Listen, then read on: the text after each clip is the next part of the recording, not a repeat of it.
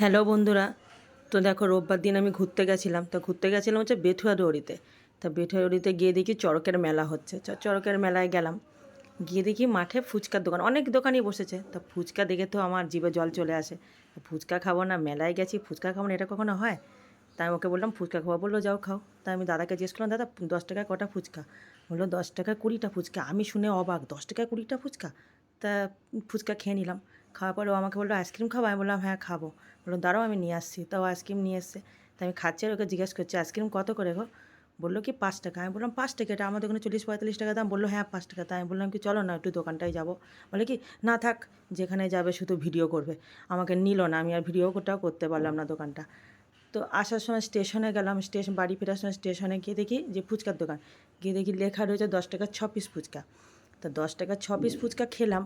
তো আমার মেলাতে গিয়ে 10 টাকার 20টা ফুচকা, আমার ওটা খুব ভালো লাগলো খেতে। তা তোমরা যদি কোনো সময় বেঠুয়াডুয়ারিতে যাও, যদি চড়কের মেলা হয়, সামনের বছর চড়কের মেলাতে যাও, তা গিয়ে আইসক্রিমটার ফুচকাটা খেও, খুব ভালো। আমার তো খুব ভালো লেগেছে, আমি প্রত্যেক বছর ওখানে যাব, খাবো। হ্যাঁ, আর তোমরাও যেও। Tata, by.